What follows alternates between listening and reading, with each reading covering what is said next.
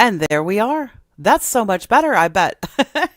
All right. So sorry about that, guys. So much for a very smooth opening there, but I am here and it's lovely to see you this morning.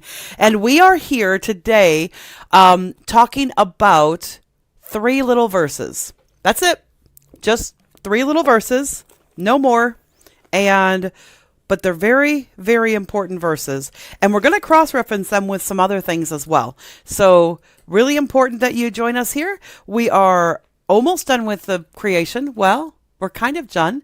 Good morning, Julie. It's really nice to see you. And thanks for your comment the other day about the Big Bang Theory. I do appreciate that a lot and love seeing your smiley face. I know it's not actually your face, but it's a smiley face. So that works for me. Let us get into Genesis chapter 2. So grab your Bible, grab your notebook. Let's do this and let's see what God's word has to say for us today. We'll be right back after this. You can have all this world, give me Jesus.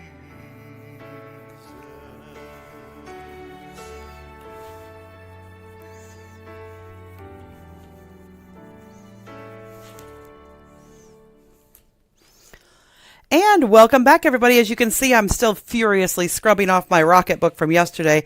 It was a super busy day yesterday, and we got a lot done. And actually, this morning, I've been up since about 4 o'clock this morning because I had so much to get done today. So still wiping off the Rocket book, but now we're ready to go. And if you do find any value in this content, do me a favor, click like, subscribe, turn on that notification bell. You know the drill, so you don't miss any of my content.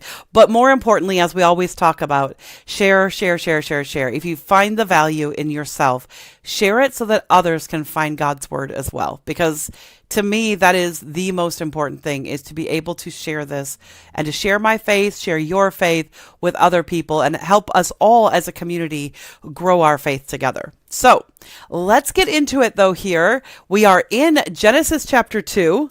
We are on verses 1 through 3 today, so it's not going to take long to actually see this. And we're going to get into this, and we're going to have a lot of fun, and we're going to talk about some really interesting things. And we're going to talk about how important it is to take a break, and why this is not just something that we've been talking about before. So let's get into it. Let's see what our Bible passage has to say here today. Ready? Here we go. Thus the heavens and the earth were completed. I'm actually going to turn to the passage. The heavens and the earth were finished, and all the hosts of them. And on the seventh day, God ended his work, which he had made. And he rested on the seventh day from all his work, which he had made. And God blessed the seventh day and sanctified it, because that in it he had rested from all his work, which God created and made. So this might seem like just well, yeah, of course. So God rested. Big deal. We know that. So God rested on the seventh day. And what's interesting, it goes, and he rested on the seventh day. Interesting, he doesn't say in the evening and the morning were the seventh day like he did on every other one, but it's still very important here. So we're going to talk about this. Probably going to have a little bit shorter this morning. And I'm going to actually, Julie, you might be able to hear me just fine, but I'm going to actually drop something in the chat for you. Good morning. Oh, be nice if I didn't spell good with P's, huh? Let's see here. Good morning. All right. What I think a lot of people don't understand is that it's not just here that God talks about the importance of this. These three little verses are often overlooked, and they are often seen as, okay, we just pass it over. Okay, God rests on the seventh, blah, blah, blah. But the reality is, this is something that even our modern society is starting to recognize as a necessity to life. And yet God told us about it from the very beginning. From the very beginning of the Bible, he's telling us about how important it is for us to take a break, for us to stop and be still. And so we're going to look at this. So let's talk about we're going to get our notes out here. So we got Genesis chapter 2, verses 1 through 3. And as we always do, Verse 1. Thus the heavens and the earth were finished, and all the hosts of them. So verse number 1 just pretty much says everything God wanted and needed to do was done.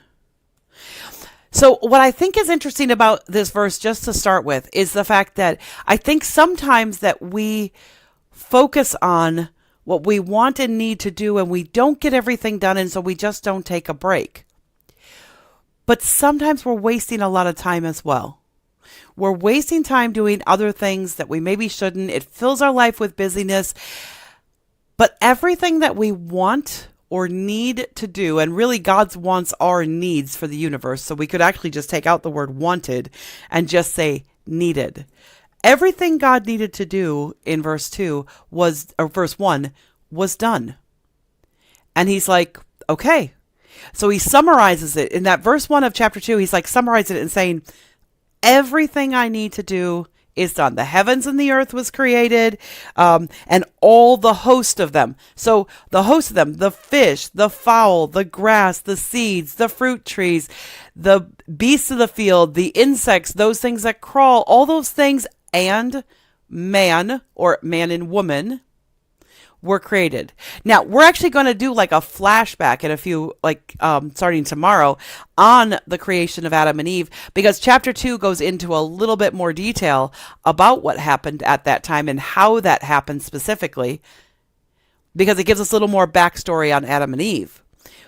But in fact, in chapter 1, we don't even know they're called Adam and Eve. So we'll get into that here in chapter 2. But first, before we get into all of that, before we jump back into the story, God makes it really clear in verse 2, and on the seventh day, God ended his work which he had made, and he rested on the seventh day from all his work which he had made.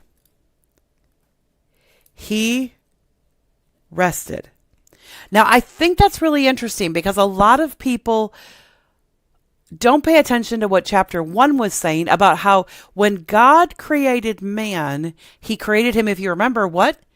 In his own image. He created man in his own image. And we need to keep that thought in our head.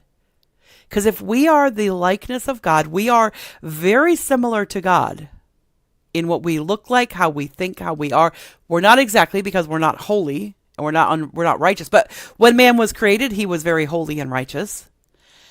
And he said he created him in his image. He's very much like God. He's not God, but he's very much like God. And God rested. God worked really hard for 6 days and created the whole world. And then he rested. And it's interesting because I actually did some pre-work before today. Because I was only going to do 3 verses, I thought, there's not as much to talk about in 3 verses, but let's talk about this a little bit. We're probably not going to go a whole half hour today because it's not needed. But I did want to look up, so the word rested here, I did look that word up. So it is 7673 in a lexicon or dictionary.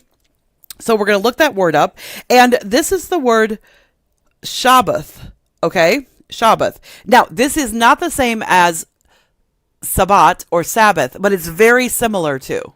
It is very similar to, because, it is actually kind of Shabbat, but it is not the Sabbath per se. It's not that specific word, Sabbath, but it is a variation on the word. The word Sabbath or Shabbath, as it is in Hebrew, is actually the word right after it. Not the word right after in Genesis, but it is another derivation where we get the word. And Judaism today even still practices Shabbat. And in fact, right now, so Shabbat starts on Friday evening. Because if you remember in Genesis 1, and the evening and the morning were the first day. The evening and the morning. And the reason in Judaism that they start on the evening for Shabbat or for any of their high holidays is because of that passage in Genesis 1 where it says, and the evening and the morning, not the morning and the evening. In our modern world, we really think of a day as, okay, I'm up this morning and this is morning. Right now, as far as like in God's type of calendar and the way God works, it starts with the evening and then goes into the morning. And so when we come to nighttime, that is when Shabbat happens for the Jewish people. And it's based on this section in Genesis. And so after God made man and, male and female created he them, he says, and after he created it, on the day 7, he rested. Well, what does that word rested mean? It means, it's an intransitive verb, and it means to repose, to desist, to cease, to leave off, to rest, to come to an end. And then it says to keep or celebrate the Sabbath, which is what it means in Leviticus later on for the Levites. To observe the sacred day, to be ended, to sever, to put an end to. So this word rested here in Genesis 2. On the 7th day, God ended his work which he had made, and he rested on the 7th day from all his work which he had made. It really means lean back, take a breath, and don't work. And if you look in Judaism, they actually, and if you are an Orthodox Jew, they take this very literally, which is why Jesus ran into some problems, because they actually take it so literally that there are certain activities they do not do because they traditionally think they are work. So one of those is they don't cook on Shabbat. Now, Orthodox Jews are not supposed to cook on Shabbat. They're supposed to prepare the day before or all during the day for Shabbat dinner. But then the next day, they're not to cook either. So it's okay for them to cook their Shabbat dinner during the day, and then in evening, they have it. And that's where, if you've ever seen Fiddler on the Roof, at the very beginning of it, they actually, it's like it is like coming up to Shabbat or coming up to the Sabbath, and she's bustling around and she's like saying, hey, we all got to get inside because it's almost nighttime and this and that, and we got to get everything done. And Mama is running around, just like frantic because we got to get everything. And the reason is because she knows that once the sun goes down and Shabbat starts, whatever's not done is not done. So verse 1 tells us that everything God wanted and needed to do was done after day 6. And on day 7, he rested. So in Judaism, that very much they rest completely. In fact, Orthodox Jews, if you follow somebody like Ben Shapiro, who is a very public figure, he does talk about this occasionally. Even though he doesn't get super religious on his channel, he does talk about certain aspects of Judaism on his platform and some of the traditions. And he actually lives in a community because they don't even believe that you should drive your car to church. They're very, very strict about no work. And even driving a car is considered work. Now, in modern times, they do allow, if you are somebody who has a relative who is in a wheelchair, you can push them and walk to temple. You can push them in their wheelchair, and that's not necessarily considered work because they're at least going to temple. And it really depends on what form of Judaism, but it's so super important, I think, because we're not Jews. We're not of the religion of Judaism when we are Christians. But yet, I think some of the things they do, we can take into account and recognize the value of. So I don't know about you, but a lot of times in modern world now, we hear about the fact that you need to take that space and have a self-care day, is how they refer to it. We need a self-care day because we're not taking care of ourselves and we're not doing enough for ourselves and to be good to ourselves. But the reality is, you're right, you may not be. However, maybe the reason is because you're not taking a Sabbath. And it's very, very important. He says he rested. I want to point out how important taking a Sabbath is and how much I think God honors it. Now, I'm in real estate, and in my market, Sundays are the only day for open houses. Like, we've tried to do them other days of the week. Nobody comes. Just doesn't work. So that's okay. I don't think it has to be Sunday as your day of rest. I think it depends somewhat on what you have, but I do think that it's really important for every person to do their best to take a day of rest once a week. After all, if God needed it, so do we. And I do want to flip over to another passage today. I want you to flip over to Exodus 20. So if you flip over to Exodus 20 in your Bible, we're going to skip around. We don't always do this, but it is really important. And I'd like you to look at verse 8. So these are the 10 commandments. If you're not familiar with the 10 commandments, Exodus 20 is where the 10 commandments are. And one of the 10 commandments is that you're supposed to keep the Sabbath day. Remember the Sabbath day, keep it holy. However, I want to point something out. At the beginning of the 10 commandments, God spake all these words saying, I am the Lord thy God. And then the very first commandment is in verse number 3. Thou shalt have no other gods before me. One verse. Commandment number 2. Thou shalt not make it unto thee any graven image or any likeness. That's commandment number 2. And you shall not bow down to thyself to them, nor serve them. So 2 verses there. So the first commandment, 1 verse. The second commandment, 2 verses. Well, 3. And showing mercy unto them, it kind of goes on. Commandment number 3, thou shalt not take the name of the Lord thy God in vain. Again, back to only 1 verse. But now, here we are on verse 8. Remember the Sabbath day to keep it holy. 6 days shalt thou labor and do all thy work. But the 7th day is the Sabbath of the Lord thy God. In it thou shalt not do any work. Thou, nor thy son, nor thy daughter, thy manservant, nor thy maidservant, nor thy cattle, nor thy stranger that is within the gates. For in 6 days the Lord made heaven and earth, the sea, and all that is in them, and rested the 7th day. Wherefore the Lord blessed the Sabbath day and hallowed it. Really interesting. He spends 8, 9, 10, 11, 4 verses in Exodus 20 on how important the Sabbath is. I mean, bowing down, making a graven image only gets a couple. Swearing only gets 1 verse. Not having other gods before him only gets 1 verse. But the Sabbath gets 4. And if you continue on in Exodus 20, honor thy father and thy mother, 1 verse. Thou shalt not kill, 1 verse. Thou shalt not commit adultery, 1 verse. Thou shalt not steal, 1 verse. Thou shalt bear false witness, 1 verse. Thou shalt not covet, 1 verse. Well, actually, let's see here. 2 verses, kind of. Actually, no, 1 verse. Because then in verse 18, it talks about what happened after he gives them the 10 commandments. So there is the only commandment that takes up almost a whole paragraph. I mean, thou shalt not kill, steal, lie, bear false witness. Those are like almost like single sentence commandments. No explanation needed.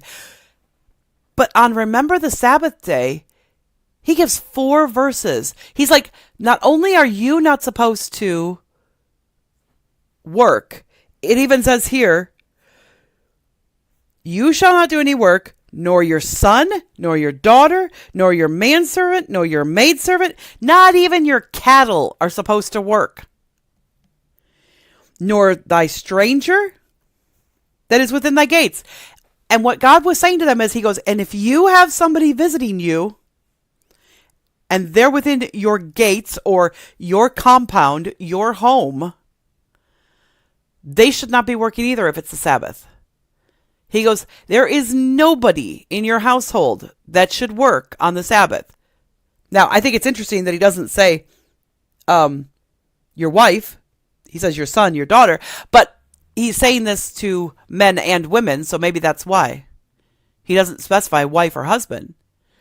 But he specifies all these other people not to do this. We're not supposed to do this. Because It's really important to God that we rest. And it's so interesting to me that in modern times now we're like, yeah, you need to have that self-care day. But God told us to do this from the beginning. And it isn't actually indulgent self-care, but it is rest, it is repose. I want to point out that nowhere in any of that does it even say that that's the day you're supposed to go to church. Nor does it say that's the day that you're supposed to go to temple, or that's the day, like on Sabbath is the day you're supposed to do those things that are community. In fact, he says just rest. And I oftentimes think that in Christianity, and especially in both Protestant and Catholicism, and quite honestly, in most forms of Christianity out there, they'll talk about this day of rest, and they'll be like, and that's the day you should be in church, and da da da da. There's nothing in the Bible that says that on the Sabbath is the day you have to go to church. In fact, there's a lot of other days that you're supposed to go to church, so to speak, or go to the temple or go to the tabernacle to celebrate God. But the main commandment about it is just to take it. Just to take that time and rest. Take a breath. Sit back, relax. And I'm going to do something here with you. I want you to, I'm going to time this for 1 minute. Let's see if I can see where my timer is here. If I can click here. We are going to, for 1 minute, I can't see it there. Let me find my timer. You know what? I'll just grab my phone. We'll grab a timer on my phone. And what we're going to do is I'm going to set a timer. I've got a timer for 1 minute right here. And I want us to just take 1 minute and do absolutely nothing but rest and reflect. And even still, it doesn't have to be on God. But since we're in the Easy Bible Study this morning, 1 minute, I want you to see how long that is. You don't have to close your eyes. I'm going to, because I find that to be most restful. We're going to start it. I'm going to say a 1 minute timer starting now.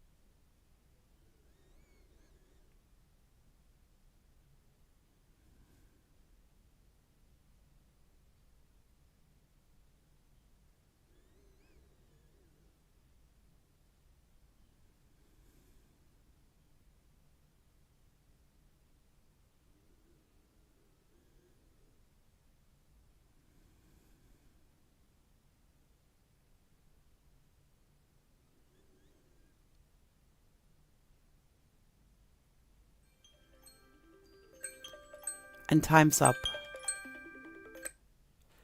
Now, I would like to ask you a question. How did that feel? Just stopping for 1 minute. You did absolutely nothing for 1 minute. Now imagine that times 60, which is an hour.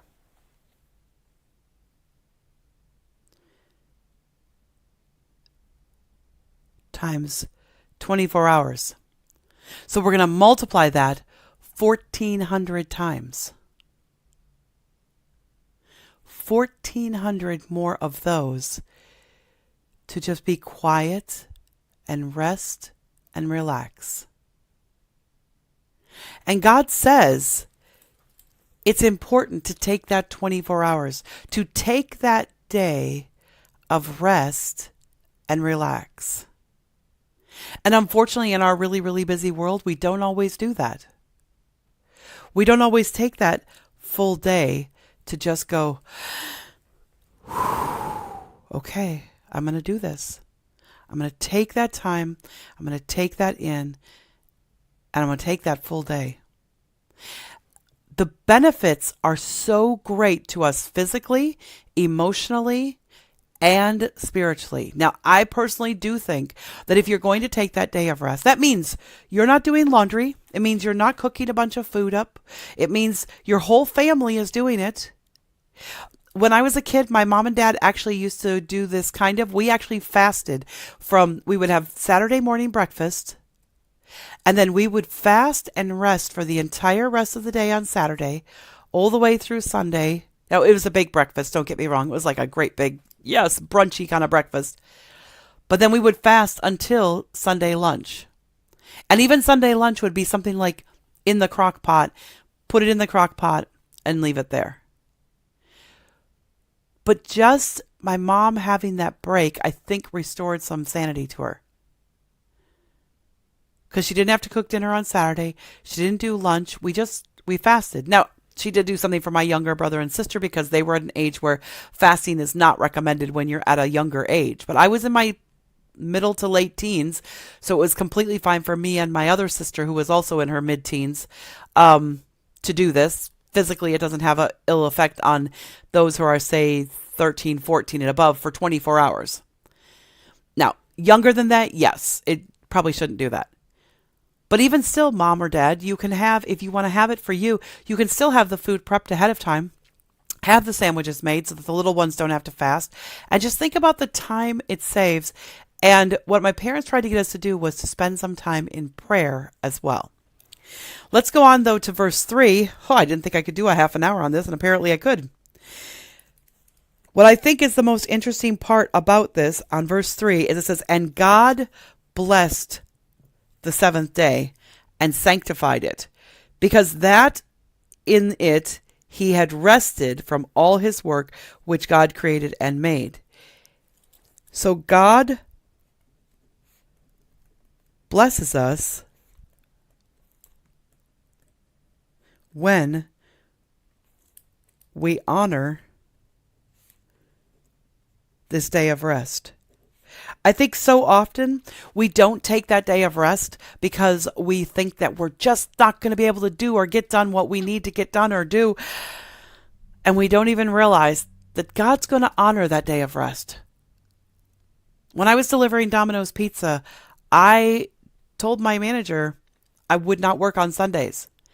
Now, Sundays is actually the best day to deliver pizza because there's so many people ordering pizza for football, etc. And I said, nope, just not going to do it. And yet, you know what happened? I was so blessed in that job. I was so blessed. I did work one Sunday a year, Super Bowl, because she was mandated by the corporate policy that every single driver had to be there. But I was always the first one she let go for the night when it was. So I was usually only there for like not even the first half. Once they figured out if they could manage without me. Then I honored her by doing that one day a year. But the other 51 weeks out of the year, I did not work that day, even though it would have been very lucrative, I think, except for God made it really clear we're supposed to rest. Now, I don't always do Sunday as my day of rest, but if you work a Monday through Friday job, then make a choice whether you want it to be Saturday as your day of rest or Sunday, because one of those is probably going to be a busy day and the other one's not. So you figure out what works best for you, but make sure that you are honoring God, because he says God blesses us when we honor this day of rest, because he blessed that day. He said that seventh day, that day is blessed, and he blesses us through it. So hopefully you've learned something this morning. Hopefully you've understood a different concept. Sabbath or Shabbat, as those in Judaism call it, is actually still something that God expects us to do, even and we can see support for this in the New Testament as well. Christ celebrated the Sabbath, and others did as well, setting aside that day for God. And God never said to stop it. So there is support for it even in the New Testament. But God made it pretty clear, and it's not just for the Jews, That day of rest is really important for us, and we need to honor it and celebrate it. And he says he blessed the seventh day and sanctified it. To sanctify it means to make it holy. So he blessed it, he sanctified it, because in that he had rested. He's like, I'm even going to bless this day because of the fact that I made it a day of rest. So every single day has its purpose. Days 1 through 6, we're to work really hard.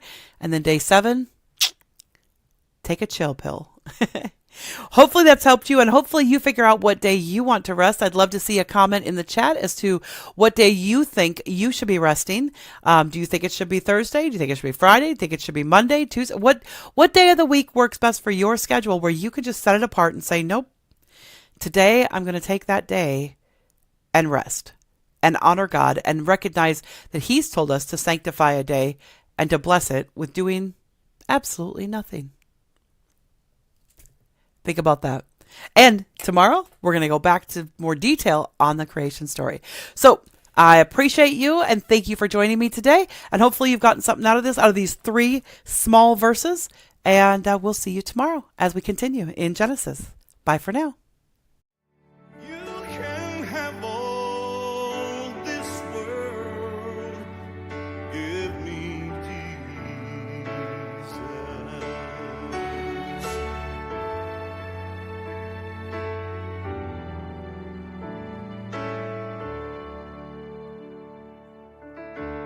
When I am alone, oh, when I am alone, when I am alone, give me Jesus, give me Jesus.